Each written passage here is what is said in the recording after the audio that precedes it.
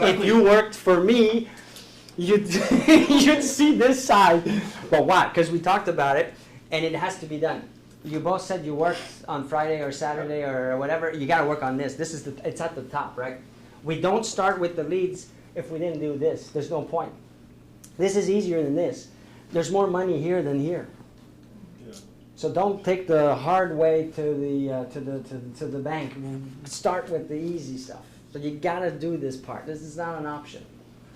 So if you're putting any type of time into the business, start with this. But what if that time is visits and property searches and meeting with actual clients? Goes back to the schedule. Where is it scheduled in there? The visits, the database. It's got to, you got to follow this no matter what. Now the client says to you, someone calls me right now and says, "We're doing this or we should do that." What am I going to say? Am I going to say to you all, "Fuck it, I'm going, I'm doing something else," or am I committed to this and I'm doing this? So it's the same when you schedule. I'm working on my network, my database. I'm growing my database. No matter what. Now this is going to be hard. Someone's going to call you and say, "Well, let's go see houses right now. I'm free right now." You're going to think the visits, but you got to resist that because that's how we're going to build something of great value and something that's going to be a solid foundation for you. And that network has to get done. No one wants to get up at 4, but I do it because I know that I got to get all the stuff that I've scheduled in my calendar. I got to get it done. So if it means that, shit, there's no way for me to move the visits from the morning, that means I either have to get up earlier to work on my database or do it later, but I gotta do it. It's not, well, I'll get to it if I can.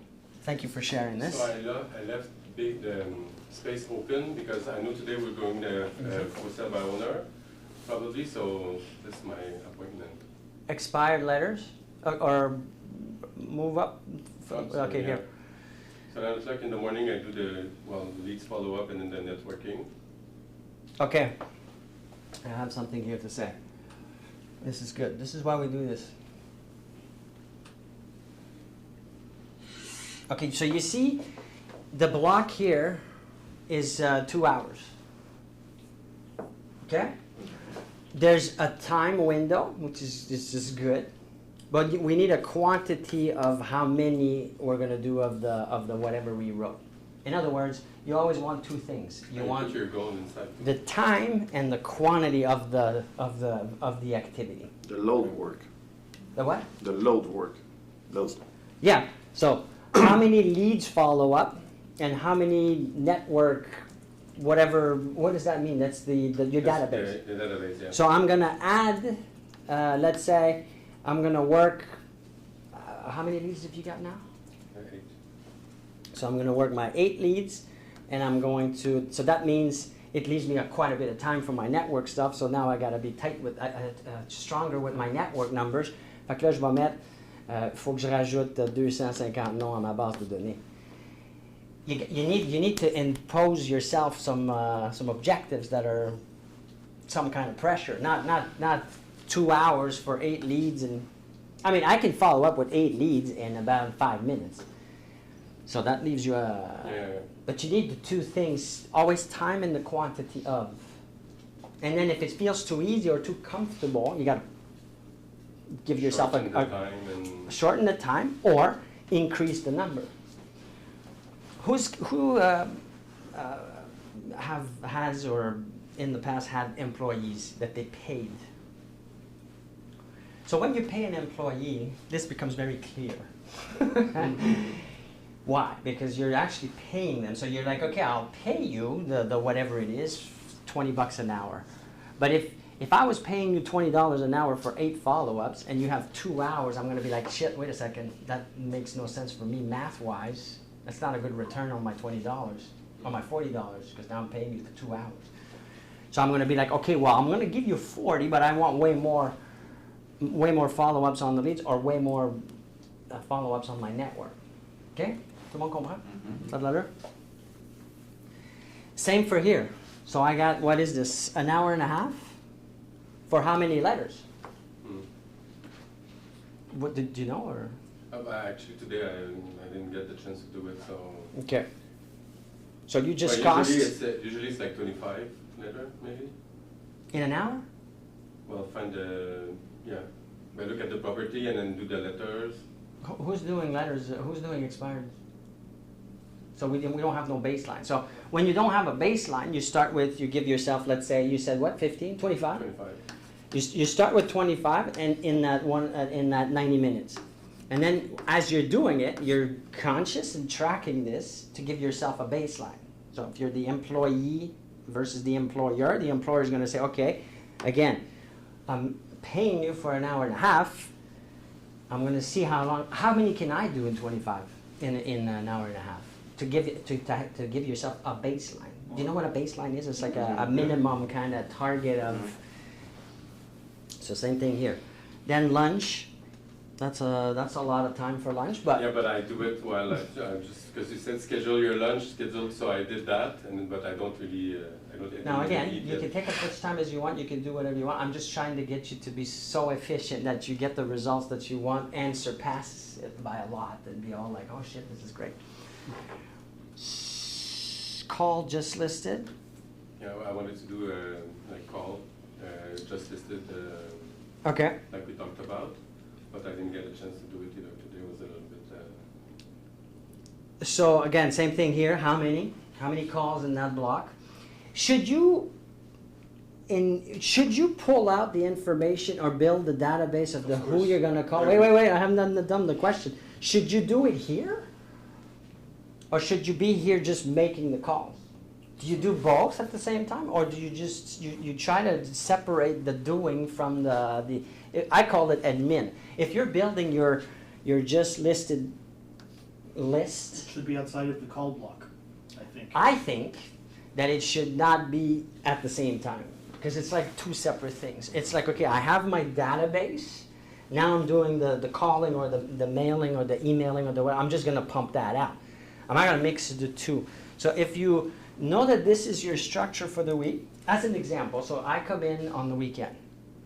Do not come in on the weekend to talk to me, because now I'm telling you that I'm here because it's my time to do all kinds of stuff like that. I prepare my week, I prepare lists, I prepare the campaigns, I do all of the preparing on the weekend, or you could do it one night a week or whatever you want really. But during the week from 9 to 5, in your case here in your schedule, I'm executing. I'm not doing planning or preparing or building databases and all that. I'm fucking doing things that are giving me results, potentially. You know what I mean?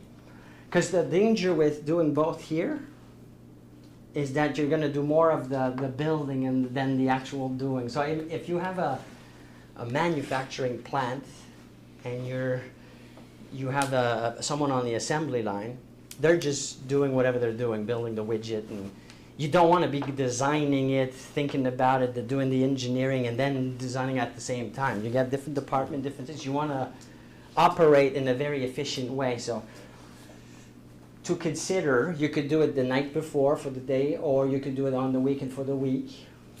What I meant is, like, when you call, let's say for the calling, as soon as you call, you add the contact. In the same time you're calling. Ring, ring, ring, add the contact at the same time on your phone. As soon as they answer, the full name. You could do it different ways, but I'm just saying that you want to be in mode of executing when you're during the week, I think, like a manufacturing plant. So plan everything on the weekend, or Or the night before. In the morning, you can plan it in the I wouldn't do it in the morning. morning because I want to get going. I want to start the day with executing. Before you actually start. Well, that's dangerous because you might then end up stepping over the line of the doing. Yes, you can catch yourself. I mean, like, I'm just going to, I'm not arguing, it's just like from my experience, and Well, you all know each other. I'm just telling you how I, again, do what I do. And yes. there's not one way of doing anything in the world. I know myself, and I know that I'm best to just get going when the day starts and not start doing it. I call it administrative So work. the summary is, don't put your admin and execution in the same time block. No, well, remember, it's those that did admin work is money out. Then the action taking of making the calls or sending the email or meeting someone or doing a presentation is money in activities. So I don't want to mix the two. I want to get this done in the least amount of time, 20%, and I want to do 80% here. So during the week from 9 to 5, as an example, if you're, I'm wearing different hats. During the day, I want to do a lot more of this, and then maybe evenings or weekends I'm going to do some of that. That's what I actually do. That's why I come in. Yesterday I came in all day to do just administrative planning, building, structuring, organizing. And then during the week I'm doing this, I'm creating content, I'm doing meetings, I'm doing money activities, money generating activities. So, good. Not bad. Let's continue quickly here. We've got, that's the team. Just, I'm not too sure what that is, but dinner, Yeah, and then I'm working. and then you're working. Yeah. All right. Well, thanks for sharing. And, you know, I'm going to just give you another suggestion. You want to maybe do all of these things. Oh, sorry. No, it's okay. Should I put it back or? You could. So you've got for sale by owner the next day. You've got expired one day for a big block of 2 hours. Then you had for sale by owner the next day in the block of 2 hours. Put it back up quick. See here? Expired, for sale by owner. Expire. I would chop that into to smaller blocks. Because it's like diversifying your efforts. What I would prefer you do is you do a bit of everything every day. Instead of doing big blocks every second day or whatever, a bit of everything every day. So you're growing. You don't know what you're gonna. You don't know what's gonna give you the greater return right now. So you're experimenting. Maybe he's gonna be great at for sale by owner. Maybe you're gonna be great at your network where you're gonna get way more. Maybe you're gonna be better at social media stuff where it's gonna generate more. So you want to do a bit of everything to see, well, where's your thing where it's easier for you to get, and then you put a bit more weight on that, obviously. Works. You don't give up on any of the stuff. You just do it in a less aggressive way. You're going to readjust the amount of energy and money and time you're going to spend on the things that give you the greatest return. The cycle, 5 years. no. No. No, it's 5 years the cycle in Quebec, no? You said? Yeah, but what I'm saying, Not Between the 4 and cycle. someone gets fed up. I'm going to explain. Just give me a second. And so on and so forth. These are all individuals. Okay, so this is this little guy. So they list here. This is list A. Go back to my example. You're this guy. You're talking to your spouse, girlfriend. You're like, okay, let's put it up, and we're giving ourselves 60 days. They might not even know themselves, but I'm just saying they might say to each other, let's go 60. This person says 30. This one 90. You, as a broker, you see the listing. You might think it's new, but maybe they were trying for a while without du proprio, and now they're paying the package, and now you're seeing it, but you don't know where you're at in here. But they are thinking 60 days, then we list with a broker. 30 days, we list 90 days. You don't know. You come in, you're here with your first communication. But you don't know where you are, right? This is blind to you. Yeah. So the key is the follow-up. It's the constant, regular follow-up. My rhythm, when I used to do it, was once a week. Each line is once a week. But with regular communication. I didn't skip a week. I didn't skip a day. It was every week, like a clock. Now, is I that would successful communication or attempt? attempts. Okay. Okay, so you don't even talk to the person, you just call. But the way you communicate we'll go to in a sec. But it's So we're I'm just just talking saying. about a touch point. Yes, Okay. that has to be regular because 94, 95%, even to 96% of all du proprios will end up with a broker. Did you ever No, see didn't these know that. statistics?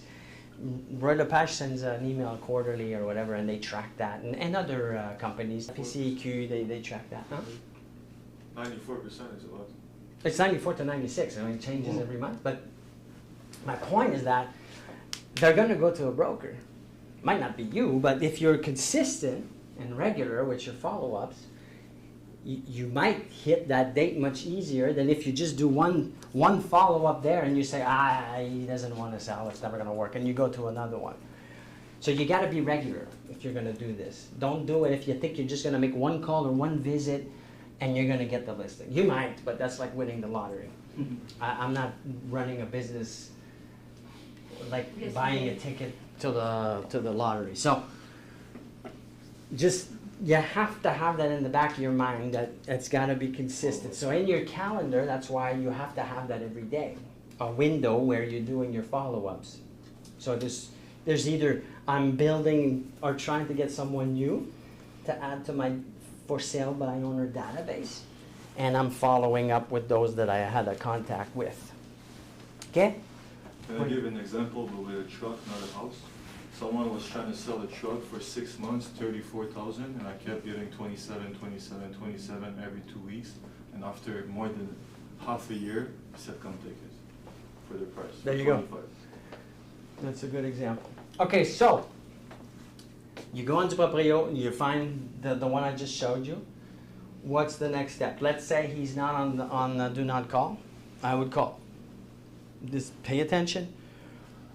There's details. I ring. Am I speaking to the owner? Not Monsieur Bouchard or whatever the hell is written there. Am I speaking to the owner? Because I want to speed this up. I want to go quick. Let's say you're the guy. Mm-hmm. Say oui, c'est moi. Yeah, I'm the owner. My name is Simon. My name's Etienne with Royal Lepage. When's the best time to come preview your property? Tomorrow morning, or would you prefer Wednesday afternoon? So I would, Wednesday afternoon. Okay, stop there. Oh, sorry. What are you doing? I was just gonna- Okay, go ahead. Thought you wanted a picture of me with. Is that a little bit aggressive? Yeah, let's say that. No, cut to the chase. Like, don't go with, here's what the mistakes are. Hi, am I speaking to Monsieur Bouchard? Mhm. He answers no. No. C'est pas Bouchard, c'est Tremblay. Now I'm off. Like, I don't know what to say. I just want to speak to the owner. You know what I mean? Get to the chase. I'm also not going to say, how are you? Are you good? With a big pause. Why? No, because I'm gonna get bored on the con. What's up? What do you want? What do you I don't want? want to waste my time. I don't want a real estate broker. I just want to get it done. So Leave- anytime you get those calls, if you All the answer time. them, Yeah, drives me nuts. it drives you nuts when the person says, there's a big pause. And then, hello, Yeah, it makes sense. Yeah. am I speaking to Mr. Etienne Mellor? Right away, I know this is someone from a list, and I don't want to take the survey, the calls, Yeah. the questions. The, Right. So you're increasing the odds that the person hangs up or gets even more pissed and like, what the hell, what is this? So when someone calls me, I'm like, well, what do you get to the point? Don't ask me how I am and all. I don't know who you are.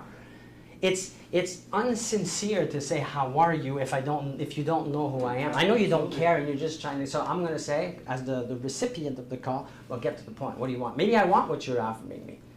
I don't know. But get to it quick. So what I want to do is eliminate the argument on the phone. The phone is to make an appointment. So that's why I say, am I speaking to the owner? So I don't have to look at the name and all of that shit.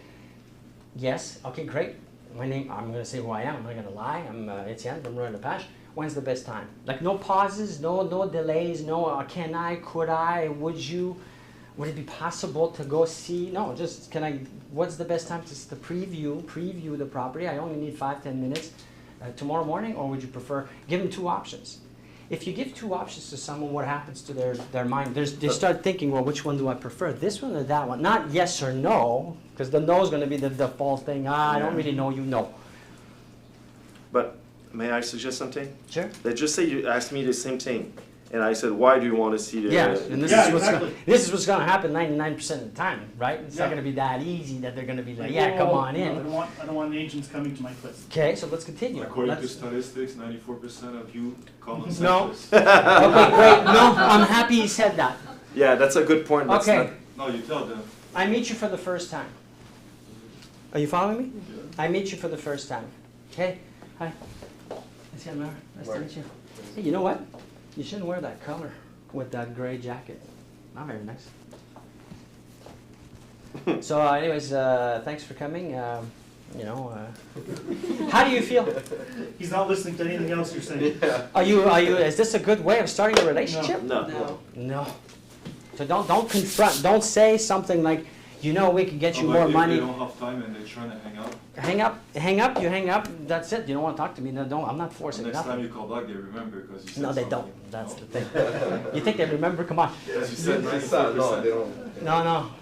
Well, look, it's It fair. depends. You do what you want. It's this. I'm telling you my way, my approach. That's working great.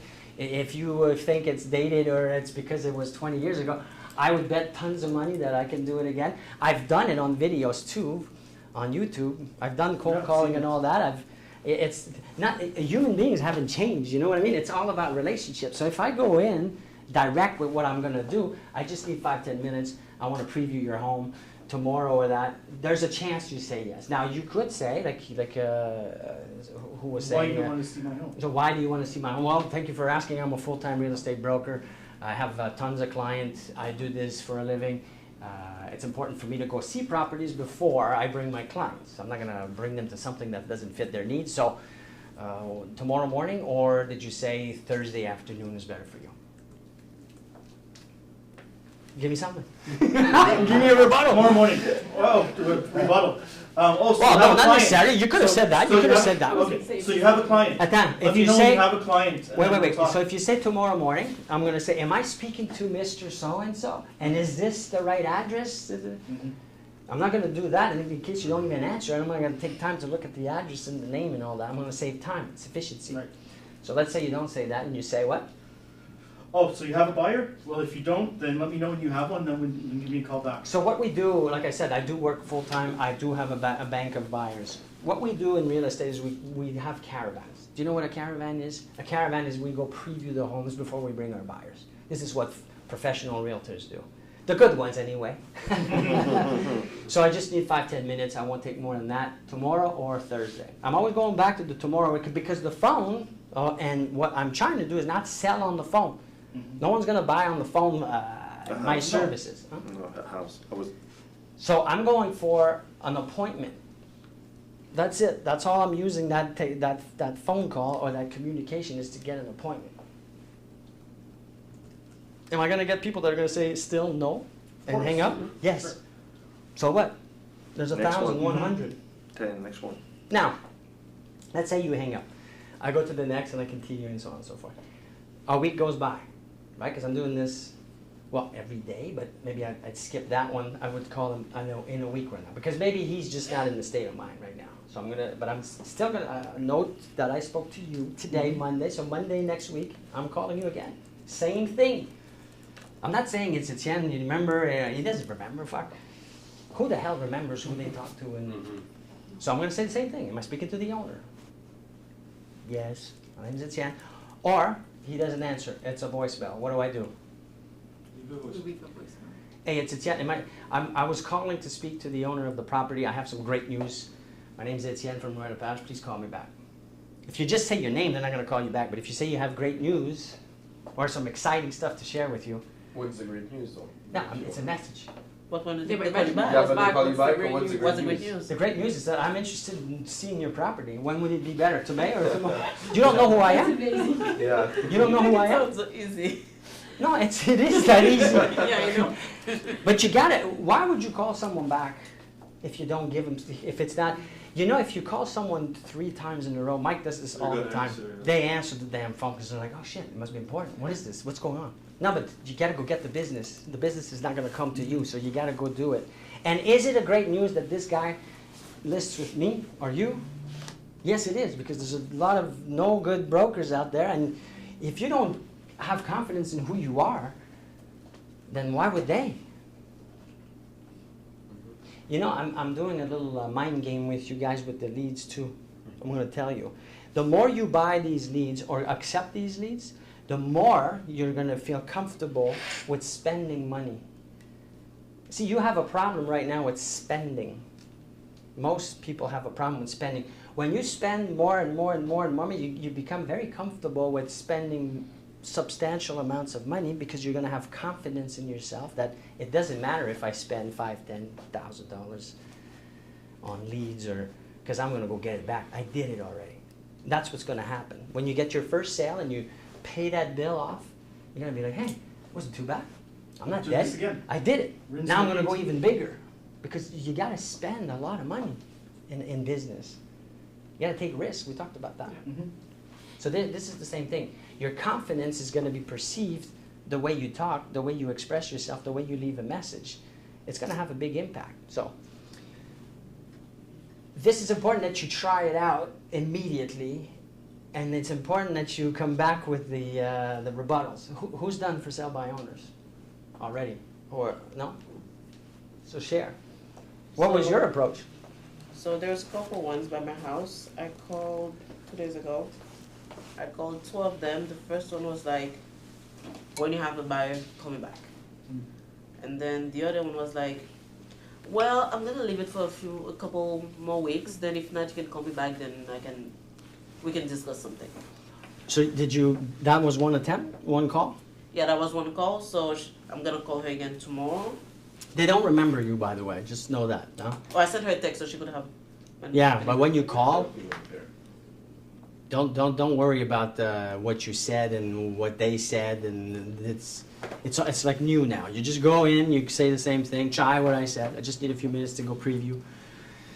When's the best time? Don't leave a pause in between don't leave. Dead air is an automatic. Oh no, I'm not ready. I can't tomorrow. Let me call you back. Let me think about it. It's just always with respect, always positive, always smiling, always with good energy. It works. So let's assume that the actual appointment takes place or is scheduled. So now what do? Let's say you said to me in the example Thursday afternoon. All right, great. Am I speaking to? I have the right name, the right address. Because when you start making a lot of these follow-ups, you're not going to go look at the address and all that, hopefully. You're going to just have phone numbers. When we use the dialer, we don't even know who we're calling. We just start the machine, dial. We'll worry about that after. Once I have a commitment, then I'll do a bit of research. But even then, don't do too much. Let's say I have an appointment for Thursday. I'm not digging in the in JLR or Matrix to find out all the history of the property. Why am I doing that? So what else we don't know is gonna go through. Yeah, but maybe more concrete. And a concrete example would be what? Why would I not go spend 5 hours digging? You're still not sure if it's gonna bring you some potential doors. Yeah. Or they're gonna tell you. Maybe the appointment won't even take place. Or you might go and knock, nobody Yeah. open. There's a big chance that he forgot, he didn't put it in his damn calendar, and I'm going to show up and he's not going to be there. So, there's a 50-50 he doesn't even show up. So I'm not doing too much work. I'm going to, have a glance of where am I going. I'm going to check to make sure it's not listed. Mhm. And then I'm not going in with too much information. I will be ready, though, for taking a contract if it does happen. But that's winning the lottery. I've never actually did that, never, like on the spot. It's just. So let's say I go and you're there. I don't do much work, like I said. I glance at what the property looks like. That's it. I show up. But once we go there, what kind of preparation we bring in? Not much. That's what I'm saying. Because what I'm going to do now is I'm going to get the information. So let's assume you're there. I show up 5 minutes ahead of time. Don't show up on time. 5 minutes. I'm going to knock on the door or ring the bell, and you're going to open it, and I'm going to mention that, hey, I'm 5 minutes early. I had promised you 9:30. It's 9:25. Would you prefer I wait in the car? Because I want to show him I'm respectful of his time, so that if he gives me the contract, if he wants to work with me, I'm going to respect his environment, his house, his time. I've never had someone say, yeah, go wait in the car. They always say, no, it's okay, come on in. Okay? Now, the purpose of this visit is to gather information, not to sell, not for me to speak, for him to speak. So I'm going to say, look, I brought my iPad or my notepad or whatever it is. I have my camera. I have my laser gizmo. Do you allow me to take some pictures and measurements of the rooms? I don't need measurements of the rooms. No, it's kind of both. But I want to show that I'm a professional, and I'm going to take way more information than anybody else that's going to go see this property. I'm going to take pictures. I don't need pictures. But I want, again, to say, now, if they say yes, you can take pictures. Some will say, no, I'm not comfortable with that. No worries. So show me around, sir. the way you would a buyer and point out things I can't see, like if you did renovations and things I just can't see with my own eyes. I'm going to take some notes if that's okay with you. Yes, great. I promised you 15 minutes. Let's go. You lead, and then I follow, and I'm taking notes. Now, I'm taking notes just for me if ever I have to do a market analysis, but I'm going to be asking a ton of questions in a non-investigator way. Like, I'm not going to sit with you and keep one way. I'm just walking around. Stand up. Stand up. And let's say we're in the room. We came into this room. This is your master bedroom. Okay. So, oh, this is beautiful. Really love your floors, what you did there. It's amazing. Thank My you. wife really likes that color. She keeps bugging me. She wants me to change all the floors. You know how much trouble that is? I know. It's You a lot of remember work. doing it? We had to move out. The dust too, I guess, right? Well, how long ago was this? We did that last summer, actually. You picked the floors yourself? Or? My wife did. Oh, she's got a good eye. You got a good one there. No, I'm not gonna go that cheesy, No. but. So, when you bought this house, what actually made you wanna buy this house? Now, look at what I'm doing. I'm not like this. Mhm. I'm just, I'm taking my notes, but I'm conversating to try to get more. So, why, you bought it how long ago? 6 years ago. Oh yeah, and what made you pick this one? Proximity, price. Yeah, no, it's a great neighborhood. What do you like the most about it? It's quiet.